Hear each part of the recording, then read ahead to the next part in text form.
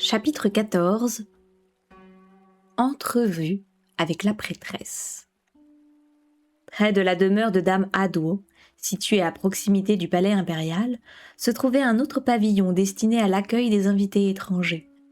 Il avait été dévolu comme résidence à la prêtresse de Shaou et à ses accompagnatrices pour leur séjour à la capitale. Pardon, c'est la digestion de l'eau. Mao Mao, Yao, Luomen et plusieurs gardes s'y dirigeaient pour la consultation médicale. L'apothicaire connaissait certains membres de la suite assignés à la dignitaire, des eunuques qu'elle avait autrefois croisés à la cour intérieure. Avec l'arrivée de la grande prêtresse, les lieux avaient été en partie interdits aux hommes, d'où le choix de ces gardes en particulier. « Quel endroit singulier !» fit remarquer Yao. Le bâtiment se trouvait à l'opposé des dortoirs où logeaient les dames de la cour. Mao Mao et Yao n'avaient donc jamais eu l'occasion de le contempler d'aussi près. L'herboriste l'avait aperçu de loin une fois en se rendant chez Dame Hadwo, mais n'avait pas remarqué à quel point sa disposition différait des autres constructions. Sa facture aurait pu être qualifiée d'exotique. Plus que Shaou, sa structure rappelait davantage les pays situés dans les contrées lointaines de l'Ouest. L'apothicaire n'avait jamais croisé de tels édifices en vrai, mais avait vu des illustrations dans un livre qu'elle avait jadis emprunté. Sa structure, essentiellement constituée de bois, accueillait également de la brique à certains endroits. Les fenêtres étaient cintrées. L'ajout de verre ici et là ajoutait une touche de somptuosité à l'ensemble. L'arche de rosier qui ornait le jardin devait être sublime lors de la floraison. L'uniforme choisi pour le personnel était tout aussi insolite, bien que les domestiques soient sans doute originaires de Li, à en juger par leurs cheveux et leurs iris noirs. Impossible d'employer des étrangers pour servir des dignitaires étrangers. Si l'un d'entre eux se révélait être un espion, un scandale ne pourrait être évité. Même la domestique d'âge mûr couverte de terre qui s'occupait du jardin avait probablement fait l'objet d'une enquête approfondie. Le groupe pénétra dans l'enceinte de l'édifice où il fut accueilli par une femme à l'apparence typique d'une étrangère. De grande taille, elle avait des cheveux châtains et des yeux couleur olive. « Nous vous attendions », déclara-t-elle avec un accent. « Entrez, je vous en prie. »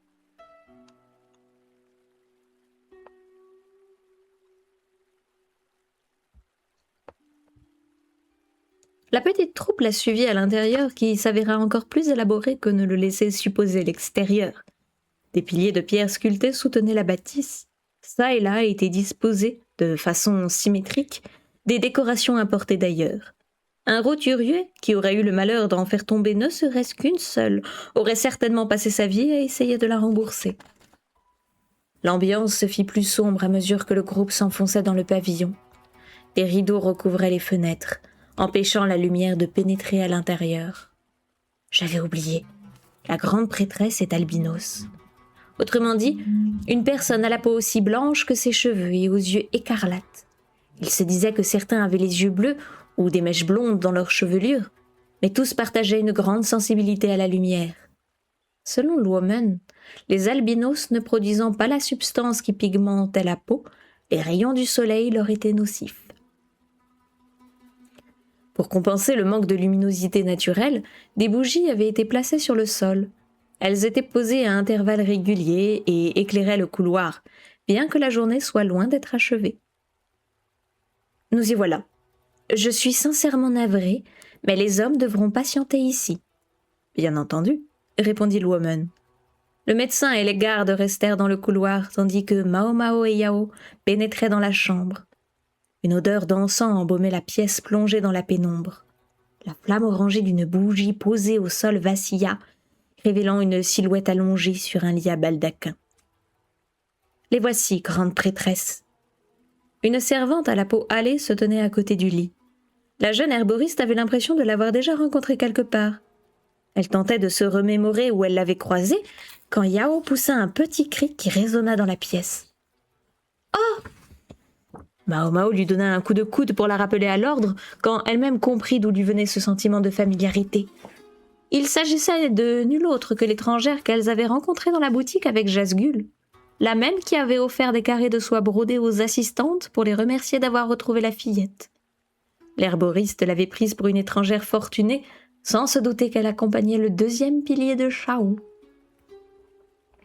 La grande prêtresse se nourrit donc de grenouilles. Mao Mao s'était convaincue qu'elle ne consommait ni viande ni poisson, sous prétexte que prendre une vie irait contre ses principes. Elle avait supposé que la prêtresse était souffrante à cause d'une carence alimentaire, mais elle s'était, semblait-il, trompée. La surprise se lut un instant sur le visage de la femme à la peau hâlée. Elle avait elle aussi reconnu les dames de la cour. Elle se ressaisit aussitôt. Mao Mao et Yao étaient là pour le travail. Le moment était mal choisi pour échanger des banalités. « Après vous », dit la servante avec un accent plus prononcé que sa consoeur. Elle tira le drapé suspendu au baldaquin, révélant une femme sublime à la peau d'albâtre. Elle faisait bien plus jeune que son âge et semblait plutôt grande de taille, bien qu'il soit difficile de se faire une idée précise, étant donné qu'elle était allongée. Ses formes étaient un peu rondes, mais ses longues mains étaient fines et délicates. Imaginons qu'elle soit un peu plus jeune et un peu plus mince. Elle aurait été le sosie de la jeune femme qu'avait peinte l'artiste soigné par Mao Mao. Il est vrai qu'elles se ressemblent.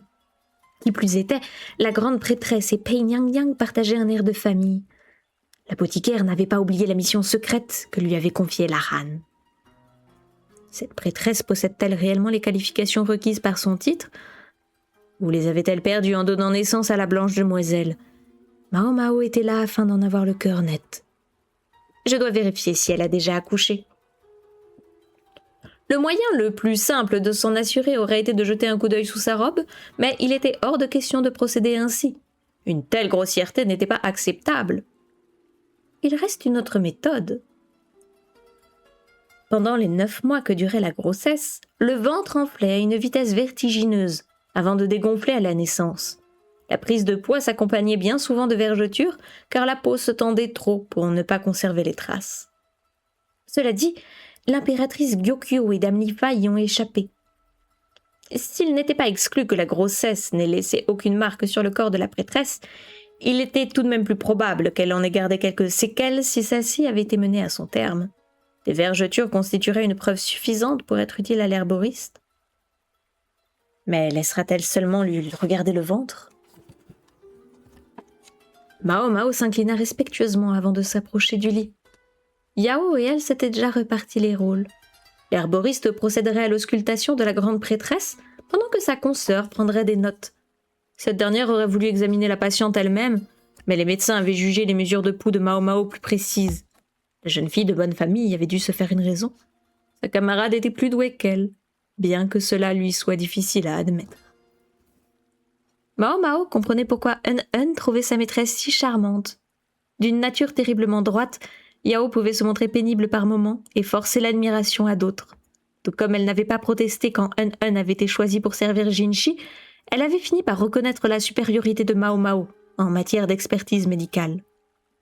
L'équipe du dispensaire avait eu accès à un rapport précisant le mal dont se plaignait la prêtresse et quel traitement elle avait reçu jusque-là. Mao Mao en avait discuté avec son père et ils avaient émis plusieurs hypothèses. « Me permettez-vous de prendre votre pouls pour commencer ?»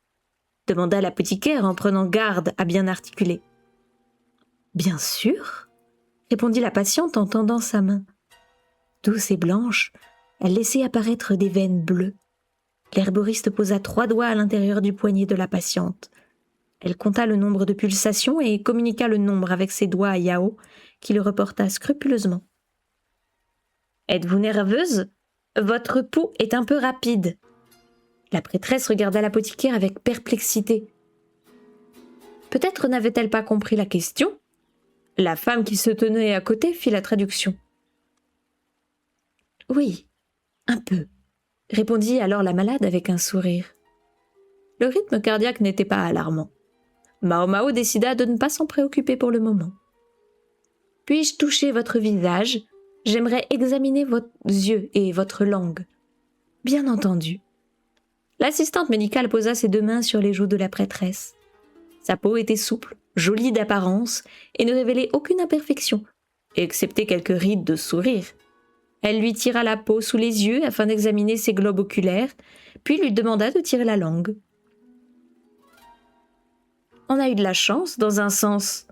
Mao Mao pensait à leur rencontre avec Jasgul et à leur entrevue dans la boutique de produits exotiques. Des grenades et du asthma. Les ingrédients achetés par la servante avaient tous des propriétés médicinales. Ils n'avaient toutefois pas été mentionnés dans le rapport qu'on leur avait transmis. La prêtresse ingérait donc quotidiennement ce qui s'apparentait à des remèdes. Mao Mao jeta un coup d'œil à la jeune femme qui se tenait à côté du lit. Elle avait pris un air détaché. Sa surprise s'était totalement évaporée. Elle ne lui administre donc pas en connaissance de cause? Il ne s'agirait que d'une coïncidence? La prise de remèdes en trop grande quantité pouvait entraîner des effets néfastes pour le corps. Excusez-moi, pourriez-vous m'écrire en détail les mets préférés de la grande prêtresse? Tout de suite. La servante s'empressa de noter les informations demandées. Sauf qu'il y eut un petit problème, car ces notes étaient en chaounais. Certains mots étaient inconnus de l'apothicaire. Elle devrait prendre le temps de les traduire avant d'y réfléchir. Quoi qu'il en soit, ce serait à son père de poser le diagnostic final. Elle le laisserait s'occuper du déchiffrage. Pourriez-vous ouvrir votre haut? Bien sûr. La prêtresse s'exécuta à gestes lents, découvrant sa poitrine et son nombril. Elle avait choisi une chemise de nuit qui s'ouvrait par le devant, en prévision de la consultation. « Permettez-vous que je vous ausculte ?»« Fais donc. » Mao Mao lui posa une main sur le torse pour sentir ses battements de cœur. Elle en profita pour observer son ventre à la dérobée. « Pas de vergeture, » nota-t-elle. Peut-être son ventre rebondi l'en avait-il protégé, à moins qu'il se soit fourvoyé et que le second pilier de Shao n'ait jamais enfanté. Un autre indice semblait confirmer qu'il faisait fausse route. Sa poitrine est peu développée pour une femme de sa corpulence. L'absence de menstruation chez une jeune fille pouvait être un signe d'intersexuation, ni homme ni femme, mais les deux à la fois. La taille de sa poitrine paraissait corroborer cette hypothèse, mais que la nature l'ait juste dotée d'un buste plat n'avait rien d'impossible. En somme, il était difficile de statuer sur le caractère nullipare de la prêtresse. Le diagnostic serait différent si sa supposée aménorrhée se révélait être une ruse. Il leur manquait des éléments essentiels pour avancer. La leçon est un peu forte. Son examen ne lui apportait aucune certitude. Elle éprouvait une sensation désagréable qu'elle n'arrivait pas à expliquer. Quelque chose clochait, mais la consultation se termina sans qu'elle ne mette le doigt dessus. Finalement, je pouvais l'examiner en bas. Mieux valait s'abstenir. Que la prêtresse l'ait laissé examiner sa poitrine lors de la première visite s'apparentait déjà à un petit exploit. Même au sein de la cour intérieure, certaines concubines refusaient de se dévêtir. « Vous pouvez vous rhabiller. Il lui faudrait plus qu'une visite avant d'avoir le fin mot de l'histoire. Malgré tout, il n'y avait pas lieu d'insister. Il était préférable qu'elle s'occupe de faire le compte-rendu de la consultation à son père. Je vais discuter de votre état de santé avec le médecin. » Entendu. Mao Mao et Yao quittèrent la pièce, tandis que la servante aidait la prêtresse à remettre de l'ordre dans sa tenue. « J'ai cru que mon cœur allait s'arrêter », s'exclama Yao dans la calèche à son retour. Dans la calèche du retour. Quand elle se rendit compte qu'elle s'était exprimée à haute voix, la dame de cour se reprit et prétendit n'avoir rien dit. Si Un avait été présente, nul doute qu'elle aurait lancé à l'herboriste l'un de ses regards entendus qui disait « Ma maîtresse est à croquer ». Mao Mao se contenta d'étudier scrupuleusement la jeune fille de bonne famille. La première consultation lui avait laissé un coup d'inachevé. La jeune apothicaire n'avait même pas pu échanger quelques mots avec son père au pavillon. Il lui avait fallu attendre de quitter le bâtiment. Que de détours inutiles! La prêtresse avait parcouru un long chemin par la mer dans l'espoir de se faire soigner à lit. Et pourtant elle refusait de se faire examiner par un véritable médecin. Alors, Sankey Woman? Mao Mao soupçonnait son père d'avoir déjà son idée sur la question. L'homme doux et trop bon pour son propre bien lui demanda tout de même comment la visite s'était passée. Sa fille lui raconta ce qu'elle avait appris. « Tu crois que la grande prêtresse est vraiment malade ?» finit-elle par lui lancer sans prendre des gants. « Comment ça ?» intervint Miao. « Elle a fait un long voyage pour recevoir des soins ici. » Oui, la route jusqu'à Lee n'a probablement pas été de tout repos. Je pense qu'elle est réellement malade, mais je doute que ce soit une affection qui nécessitait un aussi long voyage pour la traiter, répondit Mao Mao en prenant soin de peser ses mots.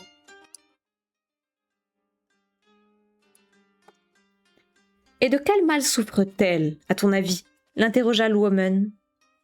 Sa fille consulta les notes de Yao avant de répondre. Elle a déclaré avoir des insomnies et ressentir une immense fatigue. Elle est également affectée d'un léger embonpoint. Mais ce n'est pas ce qui me tracasse le plus. La prêtresse s'était cassé l'auriculaire gauche.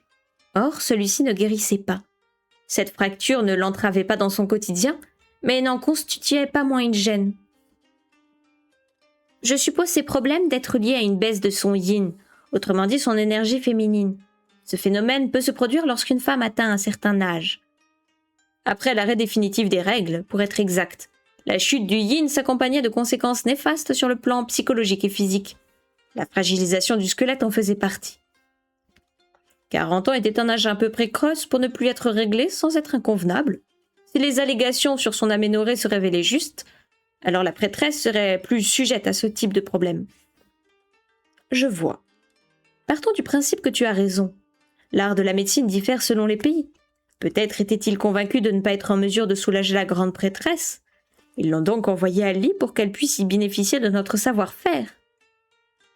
As-tu des éléments pour appuyer ton hypothèse ? Oui, dit Mao Mao en sortant la liste détaillant le régime alimentaire de la patiente. Elle n'a reçu aucun traitement visant à augmenter son yin. Cela n'était cependant pas nécessaire, car ses repas quotidiens contiennent des aliments qui le pallient. Tu veux parler des ingrédients que son assistante a achetés l'autre jour ? S'enquit Yao, faisant le lien. Parmi les produits que l'étrangère s'était procurés en grande quantité, accompagnés de jasgul, on retrouvait des aliments utilisés pour soulager les problèmes de santé féminins. La prêtresse savait très bien comment traiter son affection. Ce qui avait motivé son long voyage maritime pour rejoindre Li était sans nul doute des raisons politiques. « Tu partages donc la même analyse ?» demanda Luomen à Yao. « Mes connaissances médicales sont plus limitées que celles de Mao Mao, mais j'ai vu la servante de la grande prêtresse acheter les aliments dont il est question. Je n'ai pas d'objection. » Admettre son ignorance suscitait certainement de la frustration chez la jeune fille de bonne famille. L'apothicaire apprécia d'autant plus son honnêteté, qui avait véritablement un côté charmant. Décidément, Mao Mao se prenait de plus en plus à penser comme un. Yao a donc conscience de l'usage thérapeutique de ces ingrédients. Dans ce cas, peut-être était-elle au courant des vertus de son dessert préféré. Il faudrait que Mao Mao l'interroge à ce sujet. Luomen montrait quelques contrariétés. En réalité, il était d'un caractère dubitatif, mais son trouble semblait plus profond qu'à l'accoutumée. Je tiens à vous rappeler une chose. Oui, demandèrent Mao Mao et Yao à l'unisson. Dans notre métier, des vies sont toujours en jeu. Une belle tautologie. Nous ne devons pas soumettre la grande prêtresse à des traitements présentant des risques. Cela me paraît évident, répondit Yao, perplexe. Cette discussion doit absolument rester entre nous. Vous ne devez en parler ni à la prêtresse, ni à ses servantes, sous aucun prétexte. Nous n'avons qu'un seul devoir, traiter son mal. Même si la malade s'en occupait déjà elle-même. Yao ne semblait pas approuver. Et c'était bien normal. Pourquoi administrer un traitement que la patiente prenait déjà ? Ce serait reconnaître leur incompétence. Sauf que par moments, feindre l'ignorance peut s'avérer judicieux. Lorsque le père de l'apothicaire avait mentionné que des vies étaient en jeu, il ne faisait pas allusion à la mort éventuelle de la prêtresse, mais à celle des assistantes médicales. Mao Mao, tout comme son père, avait bien senti les enjeux politiques sous-tendant cette affaire. Un mot mal choisi et leur vie serait en péril. Une logique difficile à concevoir pour une jeune fille respectable qui ignorait la réalité du monde. Si Un était là, elle aurait su comment lui faire passer le message. Hélas, l'intéressé avait une autre mission. Mao Mao jeta un coup d'œil à l'extérieur, puis tenta de faire dévier la conversation. « Yao, nous sommes bientôt arrivés. Il fallait plus de temps pour se rendre au dispensaire depuis la cour que pour effectuer le trajet jusqu'à celle-ci depuis le pavillon. Autant dire que l'escapade était particulièrement éreintante.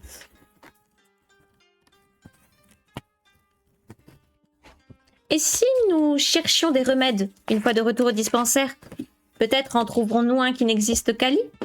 Si l'état de la prêtresse s'améliore ne serait-ce qu'un peu, ce sera toujours ça de prix. Oui, d'accord. Yao était loin d'être idiote. Elle avait compris que les protestations ne mèneraient à rien. Elle accepta la proposition de l'apothicaire sans discuter. De retour au dispensaire, Luomen rassembla ses notes, puis s'en alla rédiger son rapport. Avec sa permission, les assistantes médicales pénétrèrent dans l'officine et se mirent en quête d'un remède adéquat. Elles sortirent et alignèrent tous les produits susceptibles de soulager les affections du yin, y compris ceux qui auraient une efficacité limitée sur la patiente et ceux qui avaient déjà été testés. Mao Mao faisait appel à sa mémoire tandis que Yao s'aidait d'un livre. Heureusement qu'elles avaient reçu l'autorisation de Luomen, car elles monopolisaient littéralement la remise. Un médecin passa sa tête dans l'entrebâillement de la porte. « Que se passe-t-il ici? L'officine est sans dessus-dessous. Quel genre de remède... Ah !»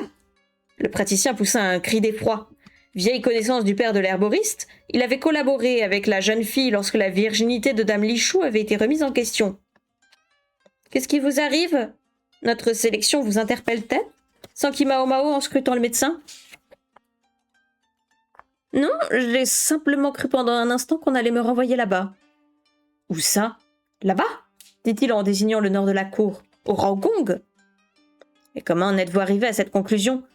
Certes, ces traitements sont réservés aux affections féminines, mais l'affaire en question ne concerne pas la cour intérieure. » L'herboriste embrassa du regard les remèdes qu'elle avait alignés. « Oh, je comprends mieux. Comme nous traitons presque exclusivement des hommes à la cour intérieure, je me suis fait des idées. Les remèdes qu'il voyait lui rappelaient manifestement de terribles souvenirs. Fut un temps où les médecins qui avaient conservé leur virilité avaient la permission de visiter la cour intérieure. J'oubliais que vous aviez autrefois officié au Raogong. Il s'est passé quelque chose? Rien de grave. Juste une mauvaise expérience. Tenez, prenez ça, ajoutez ça et un peu de ça, dit le médecin en montrant plusieurs des substances alignées. En les mélangeant, vous obtiendrez une boisson qui inhibe la masculinité. Comment ça? Demandèrent Mao Mao et Yao. C'est simple. Il arrive que des hommes qui ont gardé leur attribut aient besoin d'entrer à la cour intérieure. Afin d'éviter tout scandale, on les oblige à boire cette préparation qui annihile leurs désirs. Oh! L'apothicaire comprenait le raisonnement qui sous-tendait cette explication. Jinchi mise à part, elle s'était toujours demandé comment Gao Shun pouvait aller et venir au Raogong sans conséquence. Il ingurgitait probablement cette décoction à chaque fois. Je doute que ce goût soit plaisant. C'est infect, répondit le médecin qui visiblement savait de quoi il parlait. Le pire, ce sont les effets secondaires qui l'accompagnent quand on en prend trop souvent. J'étais certaine qu'une telle préparation ne serait pas sans effet néfaste. Et tu ne t'es pas trompé. Tout remède peut s'avérer nocif quand il est pris en trop grande quantité. Enfin bon, voilà pourquoi j'ai toujours un peu d'appréhension lorsque je vois ces ingrédients. Mao Mao comprenait mieux sa réaction. Elle aurait aimé en savoir plus sur ces fameux effets secondaires, mais le médecin s'était déjà expliqué. Hun est une experte dans ce domaine, fit remarquer Yao. Je n'ai aucun mal à le croire. Peut-être devrions-nous lui écrire pour lui demander son avis? Il faut être prudente avec les effets indésirables. Excellente idée. Je suis sûre qu'elle sera ravie qu'on la consulte. Hun avait été séparée de sa maîtresse adorée depuis un certain moment déjà. Les premiers symptômes de manque avaient sans doute commencé à faire leur apparition. De son absence découlait néanmoins un effet bénéfique. Grâce à elle, Yao et l'arboriste avaient l'occasion d'échanger plus souvent et plus naturellement que par le passé. Mao Mao examina les produits qu'elle avait sortis et se mit à réfléchir à la meilleure combinaison possible.